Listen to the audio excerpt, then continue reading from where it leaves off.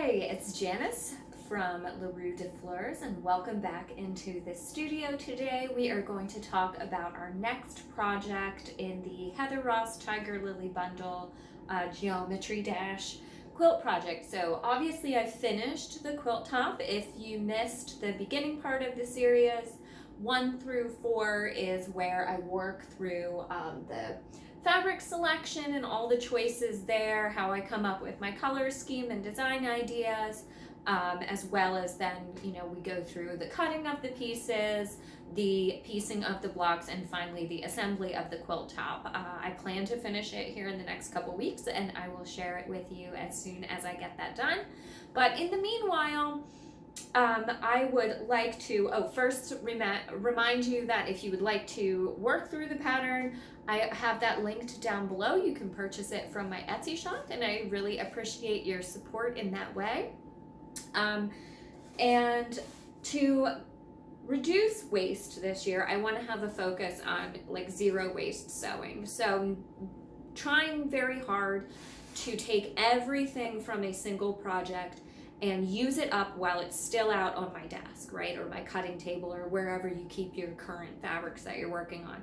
I have already many started projects that aren't finished, and plenty of things in my scrap bin. I really want to avoid adding anything else to it. So I have some leftover strips from cutting the pieces for my blocks, but I also had some pieces that just didn't make sense to put back, right? So they were a little bit left on it that I knew I didn't need, but it made more sense to just cut them up and have them available for everything. So I already did one project, which was a zero waste project, and that was making little makeup squares, or little, you could use them when you need to clean off like your earrings or a cut or something. You put a little bit of cleaner on it, like peroxide or rubbing alcohol or whatever you use, and then you can throw those in the washing machine and wash them, probably in a little garment bag so they don't get lost. But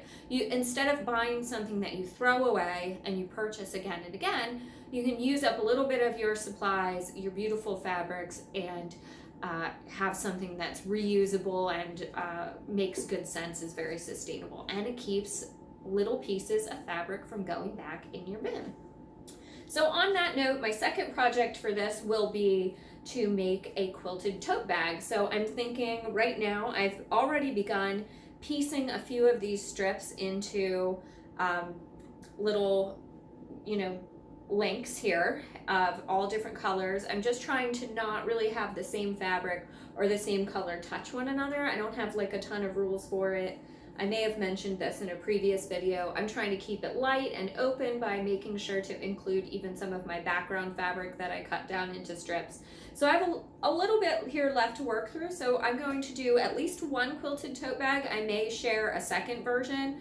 If I have the one, I definitely will write a blog post and include the measurements that I use. The second one, I think I already found a tote bag that I would like to use that's on Pinterest, but I can definitely link that below if I end up working on that one as well. So that would be 2 projects, and then I have potentially a third project that we might make some little pot holders, and I can include that in another blog post, and I will mention that stuff whenever I get there. But for today, we are going to work through making a quilt as you go quilted tote bag. So for this project, you will need a variety of your 2-inch strips. If you have them left over from this project, awesome. If you have some 2-inch strips from another project, or you just want to work through your scrap bin, finding things that are 2 inches by really whatever length you want. I have a variety of different lengths. They're really just things I trimmed off of other things. So pull out some fabrics that you like that go together, or use up your strips that you might have left over from your Geometry Dash quilt, and let's get started. Okay, so I have laid out my quilt batting to a couple inches larger than the size that I actually want my finished tote to be, and I'm taking my pieced together strips and just sort of arranging them on the top of the batting till I have the colors spaced out nicely the way that I want them. And I'm working my way up, just kind of moving things around, trying not to have too many colors globbed together. and that is going to sort of allow me to keep it organized while I sew through my quilt as you go. So I'm doing that for all the pieces. I ended up needing 14 strips for each side, and then I chose some fabric for the interior lining. Then I'm placing my very first strip about an inch in on the end of my batting and top stitching that down a 1/4 inch away from the edge. And then I am going to take my next piece and flip it right sides together, so both of the pretty sides are touching, and then I'm going to stitch a 1/4 inch seam down that side as well, just as you would if you were joining the strips regularly. But here they are going straight onto the quilt batting, and that is the quilt as you go style. And then I'm going to flip it open and finger press, or you can press with your iron if you prefer. And then I am top stitching that down and about 1/8 of an inch away from that seam where I made it. And you can see that there. So that is quilting it and attaching it to the batting at the same time. That's the quilt as you go. And then I'm just going to work my way up the rest of the panel, grabbing one of the pieces from my layout and flipping it over, attaching it with that 1/4 inch seam all the way down to the end, and then I'm going to flip it open and do the top stitching, and that makes it go together nice and quickly. You can do this for a variety of other projects. I think it works really nice here to create this quilted tote. And just work your way up the panel, and you can see it adds a really nice quilted texture.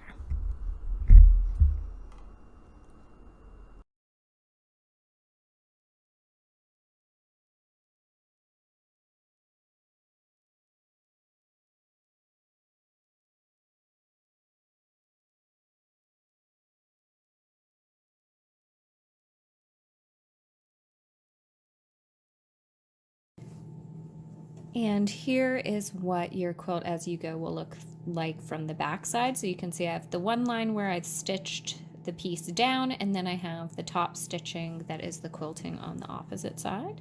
And it doesn't matter if they're all lined up here, we'll trim at the end. I just tried to get everything pretty close so I wasn't wasting a bunch of fabric off of the edges. But close is good enough, and we'll trim it up for our final panel. So now I just need to make a whole other side, and then we will combine them into our tote bag and box out the bottom. Okay, so you can see here that I have both of my quilted panels ready, described as the quilting as you go method. You can see on the back how that looks when we have our seam and then our top stitch right next to it. I have two sides. They vary, but they're using the same fabric, so they'll go together and that'll look really nice. Next, I've chosen a piece of lining, which was a piece from the Geometry Dash Quilt project that I decided not to use for any of my blocks, but I had a big enough size that it will fit as the lining of this tote bag. It just needs trimmed down slightly. So I'm going to trim up my panels for the tote bag, and then we will trim down the lining to match that size. Then I also have a little bit of my Chloe fabric from Geometry Dash, the feature print, and I'm going to make a little tiny exterior pocket that we can put on the outside of the tote bag. I thought using this feature, it's a little bit less busy than the other strips that we used on the background, so it will fit nicely in between. And then my plan is to use this muslin that I have to create straps. So I am going to cut 48 inches for my straps because I want them to run all the way from the bottom of the bag up like this and then create a loop at the top for carrying. So I'm going to make one continuous piece and then stitch that down in place before we construct the rest of the bag. So I'm going to go ahead and get started with that. Oh, just one other thing that you may want, if you are going to put the exterior pocket on, you want some kind of stabilizer just to help that cotton fabric stay in place. I'm going to show you how to do that, but I'm just going to use this roll that I have that's kind of pre-cut. I think that'll fit nicely in between, and then I'll just cut the height of the pocket that I want.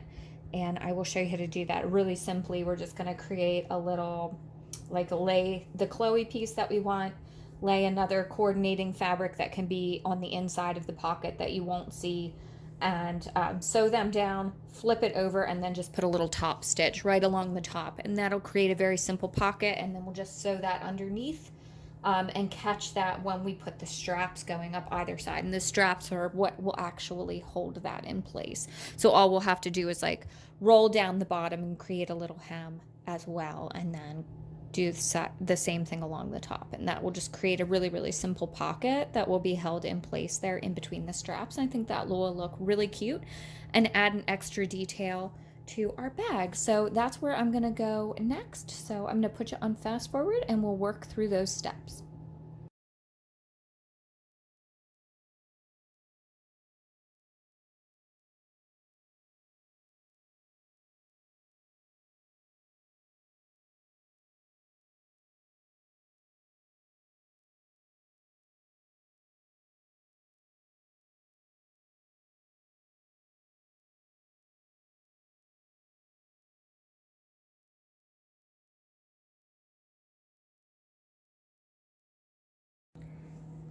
Okay, so my panels here are measuring, I'll just scoot it down so you can see. They are about 20, so 20 long, and then we are about 16 wide there. A little bit on my ends. I guess that's just the nature of quilt as you go.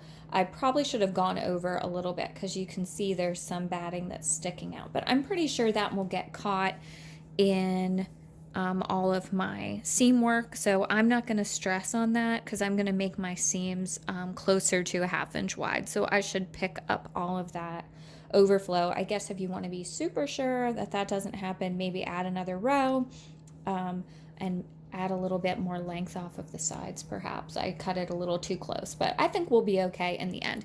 So I'm going to go ahead and trim my lining fabric to the same size, so 20 high and then 16 wide, so that whenever I create the hems that all is the same length. And then I'm going to trim my handles from this just plain muslin, this creamy muslin color, just to keep it, I think that will look nice running up and down through there. And then this will be my little pouch pocket across like that.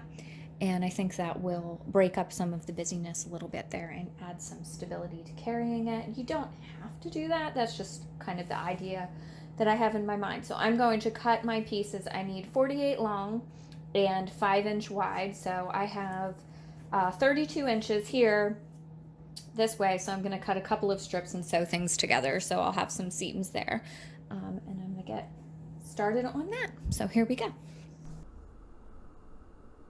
Now I'm just going to take a minute and trim up my lining to make it the correct side. Sorry that my shoulder got in the way.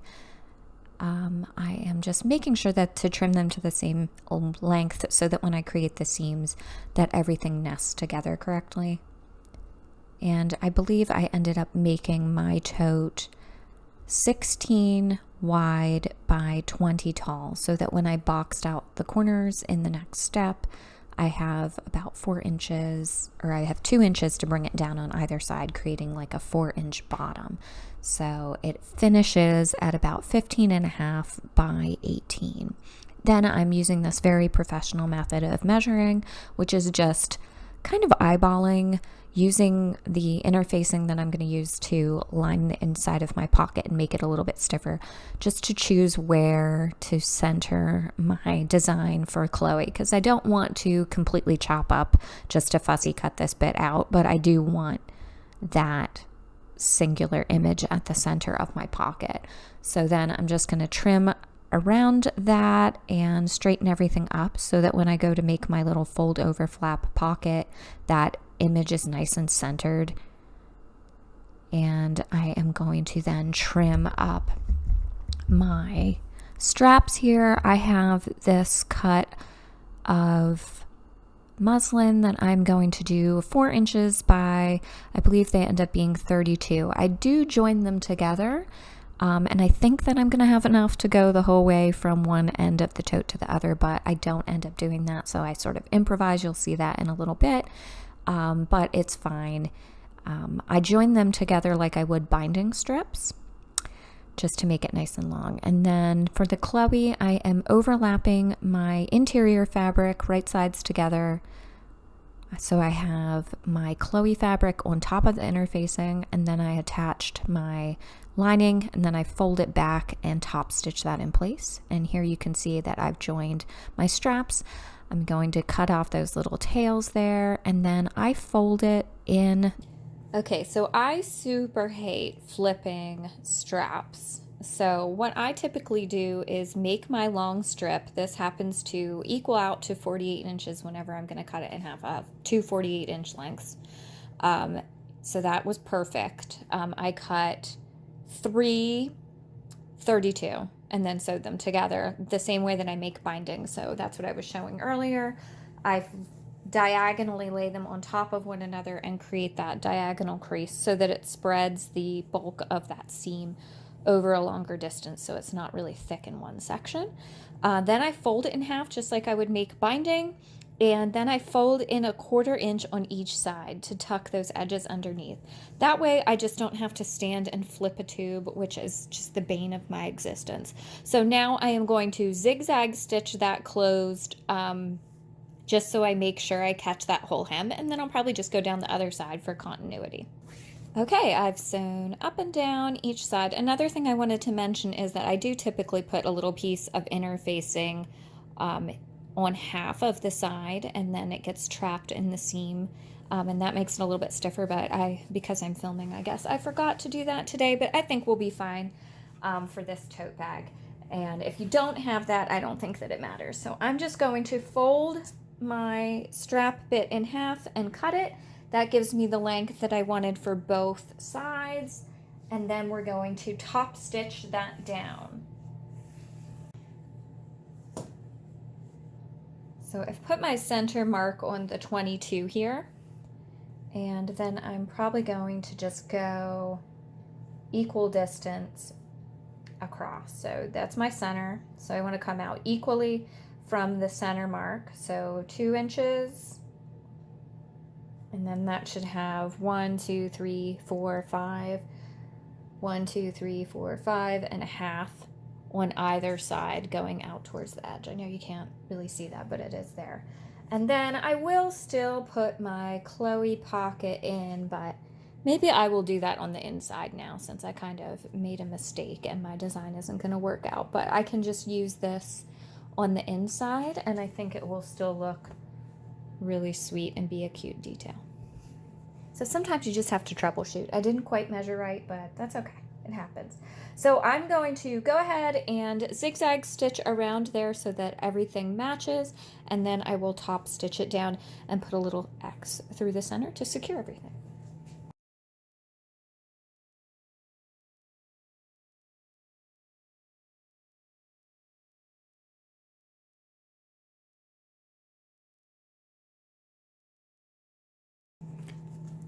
And here I made sure to leave a little bit of room at the top to do my top seam around the edge, so I want to be able to like bend that down and not have it get caught in that seam. So that's why I stayed a little bit away from the top. Okay, so since I sort of messed up on my handle design here, I still want to put on my little patch pocket. So what I think I'm going to do is just use this bias tape to stitch around the outside. So I am just going to fold it over around there and just use it to top stitch everything down. And I think that'll look really cute, and I even have green thread in here, so win. Okay, so I am adding on my binding strip here to finish that edge. I'm just cutting off and then folding that over so there's no raw edges. And then I am going to simultaneously attach it and finish the binding at the same time. So I'm just going to position my pocket about where I want it there and give a few pins to hold it in place. And then as I come around to top stitch it, I'm going to use a zigzag stitch to secure that and fold over the binding strip or the little edge there as I work, tucking everything up and around. And that will finish my pocket off nicely, and I'll have that little exterior slide pocket with a nice edge. And I kind of like how this mistake turned out, honestly. I like the green accent trim. I think it helps it stand out a little bit, kind of like an outline against the rest of the patchwork.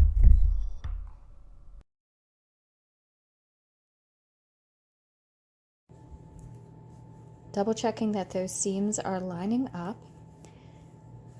And then I am using my ruler and putting the 45 on my angle that's folded there where I opened out the bag. I'm putting the 2 down here on the corner tip of my bag, and I am using my ruler to draw that line across. And that line is what I'm going to sew on. So probably would work better on this to do, not pencil. So I'm going to get a pen and do that. So I'm going to go across here with my pen so I can see that line. And that line is what I'm going to sew on. So straight across. For some reason, this side doesn't want to get a line, but we're going to make it get a line. There. Okay, and I'm going to put clips in there just to hold everything in place. I'm going to do the exact same thing on my lining piece so that they match. So opening up that corner. It's easier with the thinner fabric to see that you're lining that up at the seam.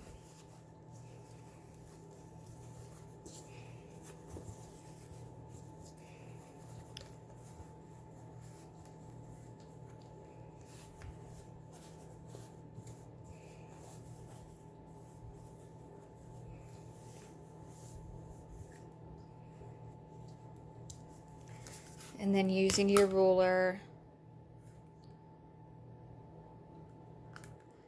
to create that line. So going across here.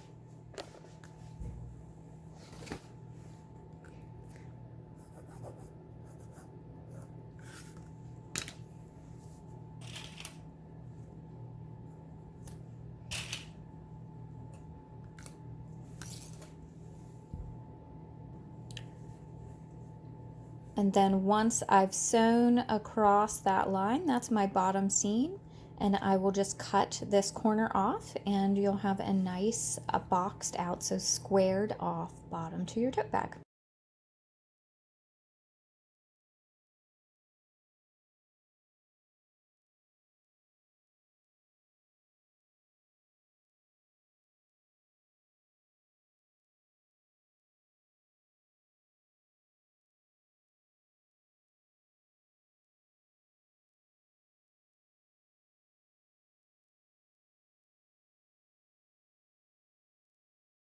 Okay, now I'm going to put the tote bag together. So I'm going to leave my quilted bottom, which you can see how that is going to open up and be squared off there and sit nice and flat. That'll create, you know, about a 4-inch space there since we cut it too. So that brings it into 4 inches across the bottom.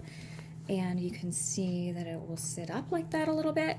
So I'm going to leave that turned with all the right sides in, but with my lining, I'm going to turn that. Or wait, what am I doing? No, you want to leave the lining turned right side out or right side in, and you want to flip your quilt bag so that you want the right sides together on these. And I'm going to leave making sure that my straps are down. So you could put a little pin in there just to make sure they don't get caught in the top, because now we're going to sew around the top seam to attach both of those pieces together, and I don't want to trap my straps in my top seam. So I'm going to pull them down and make sure that they lay flat inside while I'm sewing everything together. Then I'm going to put my tote bag inside my lining piece.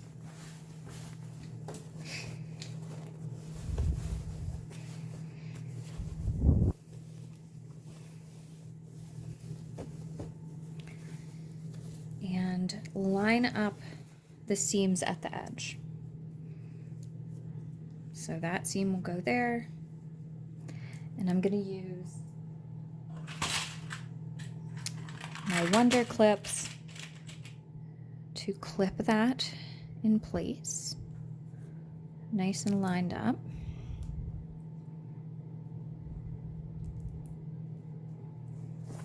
And go to the other side and do the same thing. So line those sides up with those seams meeting each other.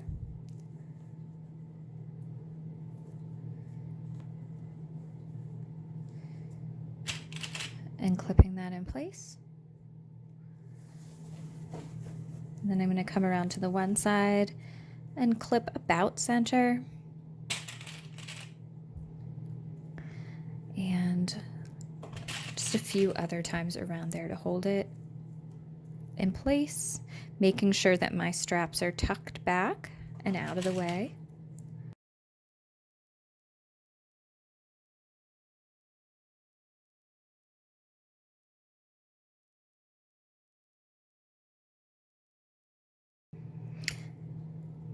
And then I'm going to mark where I'm going to leave a gap by double pins. Okay, so I'm going to leave a couple inches there. So I will not sew that closed. So I'll start on this side, I'll go all the way around, and I'll back stitch back here. And then this is what's going to allow me to turn everything the way that it should be, because right now everything's kind of tucked within everything else. So we have to bring it all around to the pretty side.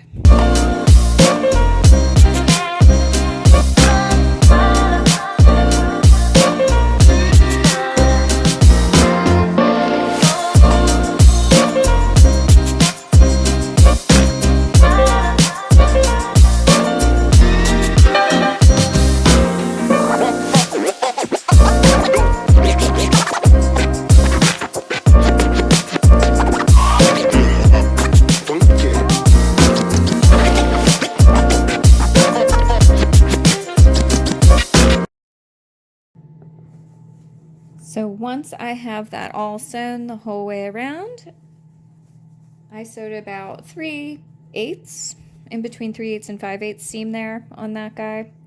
And I am just going to use my hole and turn everything the way that it should be. So reach down in there.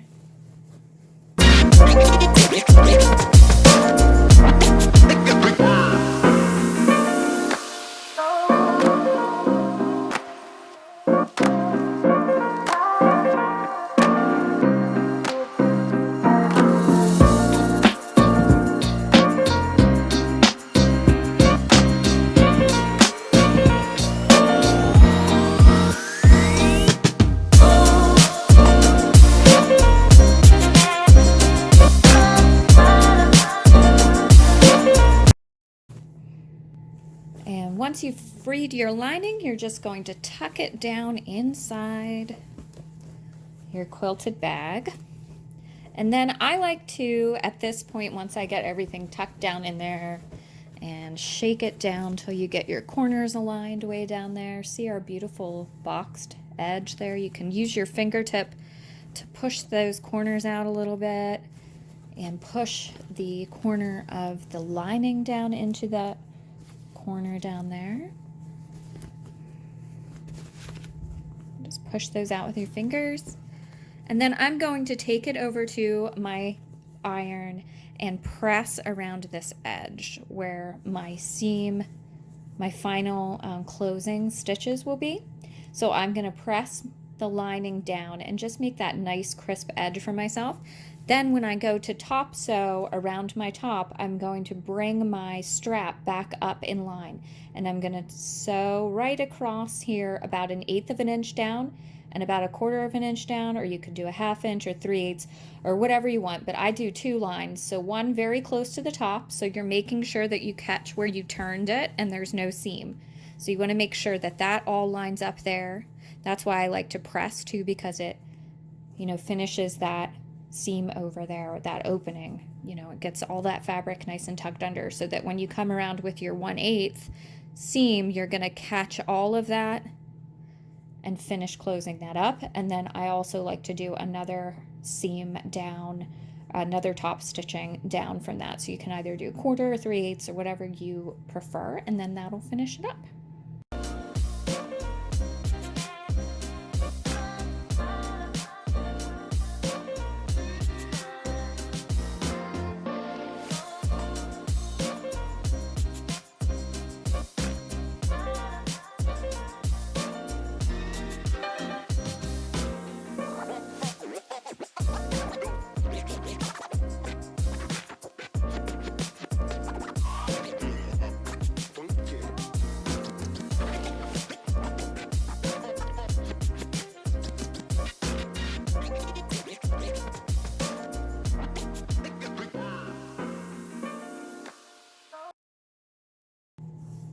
There you have it. I like how it goes right through the crossbar of the handles too for extra security. And it looks really nicely finished along the top edge inside the bag as well. Okay, so thank you for joining me to create this amazing tote bag out of all of our scraps from the Geometry Dash Quilt project. I love how you could use up those 2-inch strips and create this really pretty bag. I added a little slide pocket on the front. You do or do not have to do that. That's completely up to you. Again, artist choice. Little straps, and then you're good to go. I think this makes a lovely reuse project that you can take with you to the beach or to the farmer's market or the library or any place where you need to have a really cute bag that you're going to walk around with. They also make wonderful gifts. It's fully lined in a coordinating color. Just super, super cute, super fun. Great way to use up those bits and keep them out of your scrap bin. So thank you so much for joining me for another project, and I look forward to seeing you next time. Please like and subscribe so you never miss a new installment. You can also check out the written instructions with some pictures on the blog if you prefer to read and follow along as well. Thank you so much. Stay creative, friends.